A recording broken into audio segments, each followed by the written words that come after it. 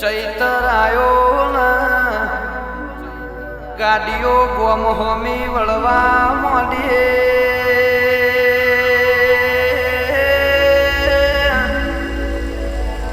કોમડે માવતર ન ભાઈઓ ન વસ્તી મળવા મોડી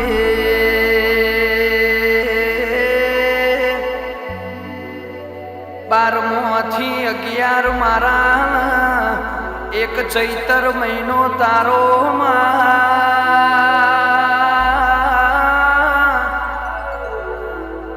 દાડે અવસર ન રાતે રમેલ હોજવેણ માલવા મોડી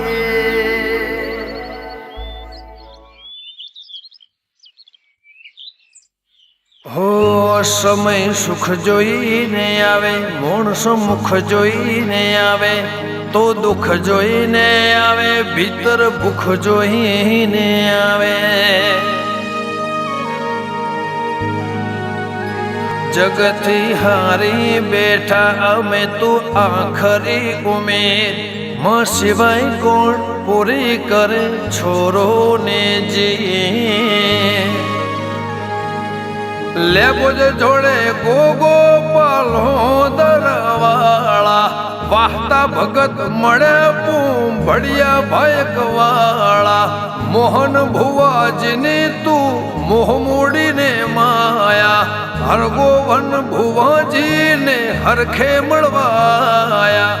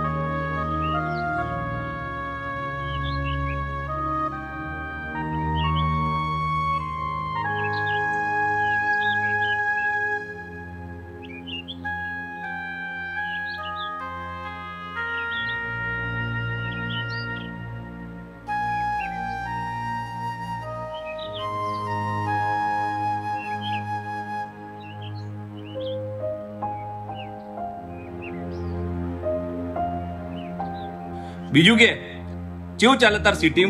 બધું સરસ ચાલે. આ ગેસના બાટલાની રોમાણ, બીજું બધું સરસ. એ તો બધે છે.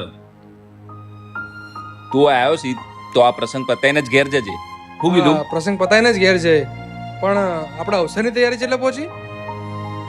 જો આ બધું મંડપનું એ બધું કામ ચાલુ હ, આપણે ઓટો મારતા આવીએ. તું ચા પી લે હેડ. લે હડો. એ અમે આવીએ હો ઓટો મારીને. ચલો. આ ગાડી નવી લાવ્યો હું હમણાં? હા, હમણાં જ લીધી ભાઈ, આ લેબોજમાં દયાથી. હારું હારું ભાઈ, માતાજી ઘણી આવી બીજી ગાડીઓ લાવત.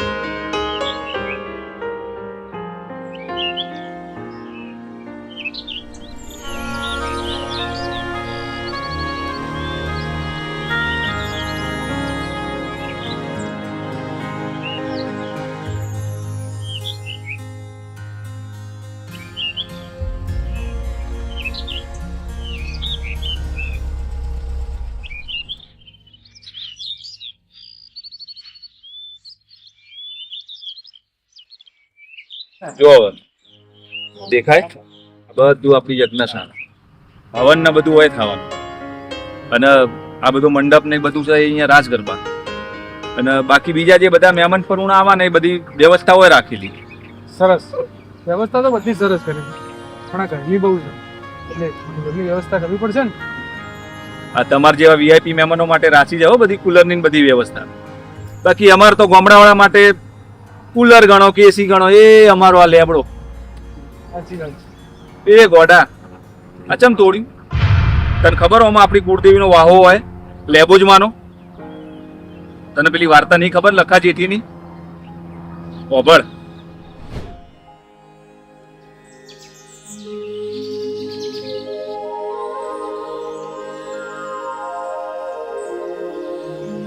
જોયું તું કાના, મલવિદ્યામાં કેવા મેં બધાને હરાવ્યા. હા દાઉ, મને કોઈ હરાવી જ ના શકે મલવિદ્યામાં. લાગે છે દાઉને મલવિદ્યા જીત્યા પછી અભિમાન આવી ગયું છે. લાગે છે મલવિદ્યામાં કોઈ પારંગત મળ્યું નહીં હોય. કોણ છો તમે? મારું નામ છે સોમેશ્વર. હું જ હરાવી દોત જો મારી પાસે લંગોટ હોત. લંગોટ હું આપીશ. તમે તૈયાર છો દાઉ? હા. બલરો મેં હળ મેલી ન મલની તૈયારી કરીએ.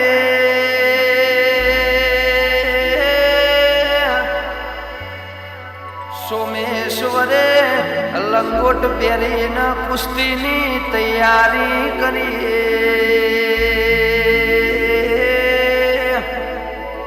ભાઈનો અભિમાન તોડવા ભગવાન કૃષ્ણ નવા ઇતિહાસ લખવાની તૈયારી કરી.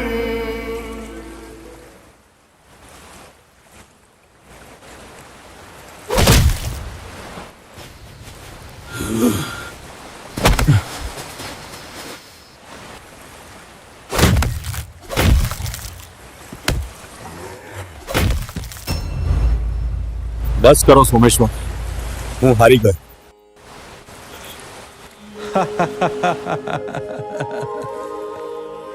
સોમેશ્વર, તમે આ લંગોટ પહેરીને ક્યાંય પણ મલકુસ્તી કરશો તો ક્યારેય નહીં હારો. આજથી આ દેવનગરી દેલમાલ તમારી છે. તમે તમારા પરિવાર સાથે અહીં વસવાટ કરો. અહીંયા અમે કઈ રીતે રહેશું પ્રભુ?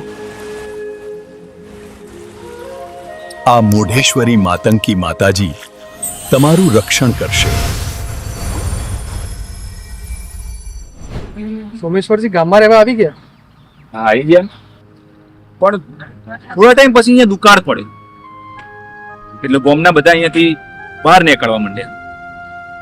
પણ પેલી જે મૂર્તિ હતી ને મોઢેશ્વરી માતાની, એ ખંડિત ના થાય એટલે અહીંયા એકન દાટી દીધી અને અહીંયાથી એ લોકો નીકળી ગયા. અને પછી થોડા ટાઈમ પછી એ લોકો ફરીને પાછા આવ્યા ને ત્યારે દુષ્કાળની ગંભીર પરિસ્થિતિ બાદ આપણે લોકો પાછા ગામમાં આવ્યા છીએ, તો આપણે આપણી કુળદેવીના દર્શન કરવા જઈશું. આપણી માતાજીની મૂર્તિ પર આ લીમડાનું ઝાડ ઉગી ગયું છે. આજથી આપણે આ લીમડાની પૂજા કરશું. એ વખતે તો મુગલોના રાજ ચાલતા હતા અને એક વખત દિલ્હીના દરબારમાં શહેનશાહ, અમુક કર માફી પ્રાંતો સિવાય બધી જગ્યાએથી કર આવી ગયો છે. કર માફી પ્રાંતો એટલે શું? જેમ કે દેલમાલ. ત્યાંના લોકો મલ વિદ્યામાં કુશળ હોવાથી તે પ્રાંત કર માફીમાં છે. આ મુઘલ સામ્રાજ્ય છે જ. હવે અહીં દરેક કર માફી પ્રાંતો પાસે કર વસૂલવામાં આવશે. આપણા મલવિદ્યાના પારંગત પહેલવાનને મોકલો, તેમને મલવિદ્યામાં હરાવો અને તરત જ કર વસૂલ કરવાનું શરૂ કરો. ક્યાં ગયા બધા ગામવાળા? શહેનશાહનો હુકમ છે, જો કોઈ મને મલ કુસ્તીમાં હરાવશે તો કર માફ થશે અને હારી ગયા તો તમારે કર આપવો પડશે. તારો અને તારા શહેનશાહનો અભિમાન તો અમારો લખમણ તોડશે. અમારો લખો જેઠી.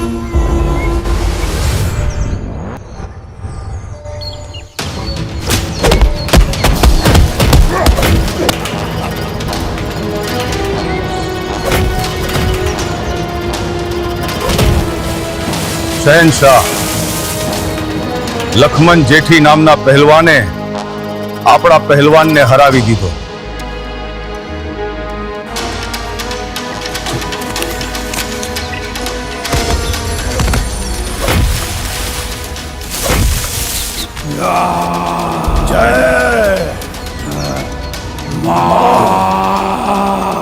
કોઈ વાંધો નથી. હવે આપણા જોરાવરને મોકલો.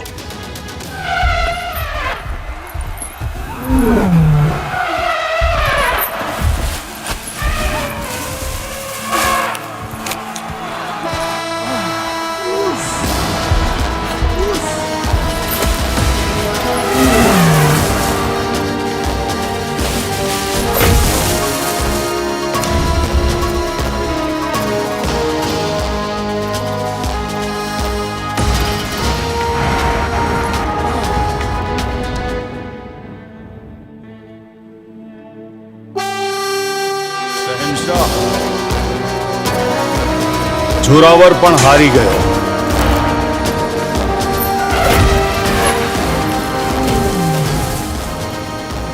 હવે લાગે છે મારે પોતે જ જવું પડશે.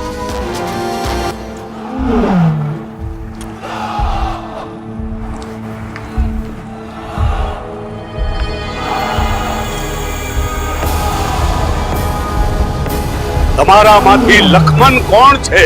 હું છું લખમન, લખો જેઠી. તમારી બહાદુરી કાબિલે તારીફ છે. હું છેલ્લી વાર તમારું બળ જોવા માંગુ છું. મેં સાંભળ્યું છે તમારા બાપ દાદાઓને કૃષ્ણનું વરદાન છે મલકુસ્તીમાં વિજય થવાનું. અને એ પણ સાંભળ્યું છે કે પેલા લીમડામાં તમારા કુળદેવી મોઢેશ્વરી માતંગી માતાજી વસેલા છે. જો લખમણે લીમડો ઉખાડી દે તો હું તમારા માતાજીને પગે લાગી તમારો આજીવન કર માફ કરીશ.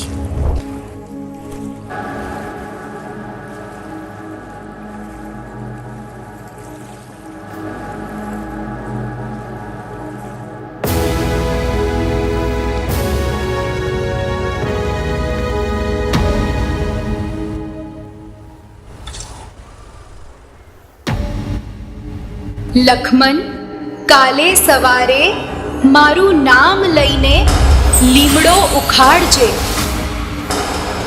અંદરથી હું મૂર્તિ સ્વરૂપે પ્રગટ થઈશ અને દુનિયામાં હું લખા જેઠીની લેબોજ તરીકે ઓળખાઈશ.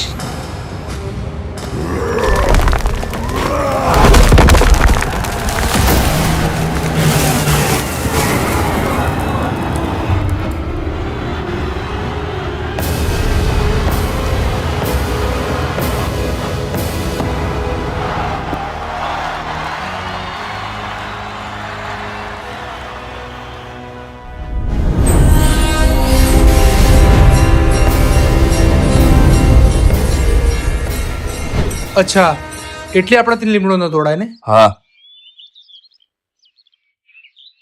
પણ એક શરત હતી.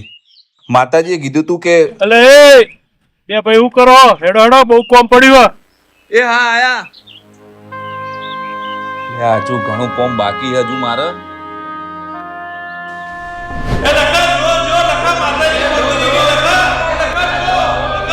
એટલી તારી મોઢેશ્વરી માતંગી માતાજીની શરત છે.